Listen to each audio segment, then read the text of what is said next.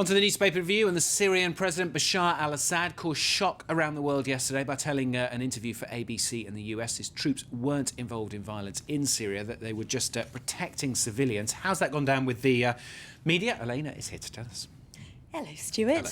Well, why did he choose to give ABC that interview? The Huffington Post points out in an article on their website today that he wouldn't have done it unless he thought he might have got a sympathetic hearing.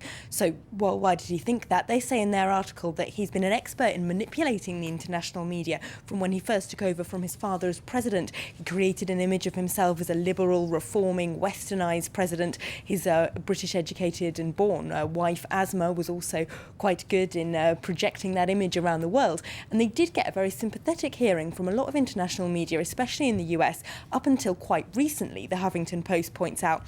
Remember that profile of his wife in Vogue that caused such a scandal in May that was so flattering and, failed to mention any of the atrocities, even though that was months after the beginning of the Arab Spring. And she also had some flattering coverage from ABC, according to the Huffington Post. They reckon that was why he decided to give them that interview yesterday and why he still thought he might get away with a sympathetic hearing. Of course, he didn't, though, either with them or anywhere in the international media.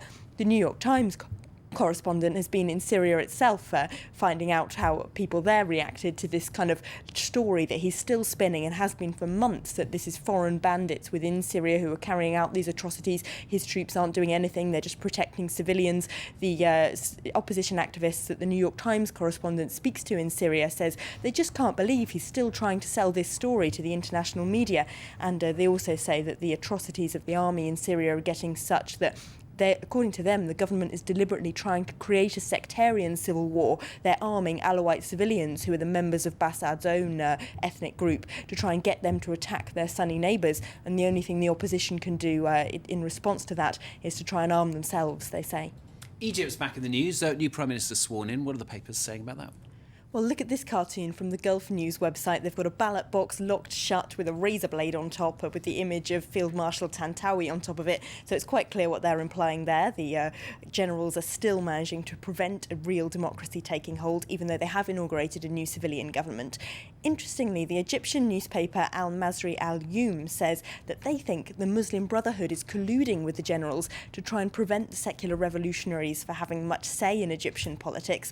They say that Egypt has long been a very militarised country and that the Muslim Brotherhood themselves are taking up sort of military parade gown training, military discipline for their activists and a stronger link with the army. And while the secular revolutionaries, on the other hand, are finding it hard to win much support amongst ordinary poor Egyptians because they just don't have enough of a coherent leadership, and they're going to have to find some strong, charismatic leader, according to that article, if they want to take on the Islamists and the army. As you say, the Islamists have been doing quite well. There's quite a lot of concern, isn't there, for women's rights?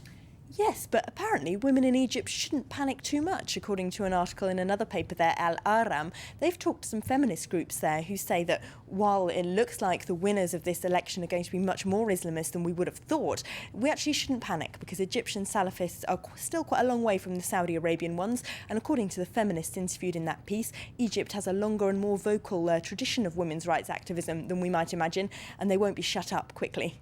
Eurozone, is this summit going to be a success?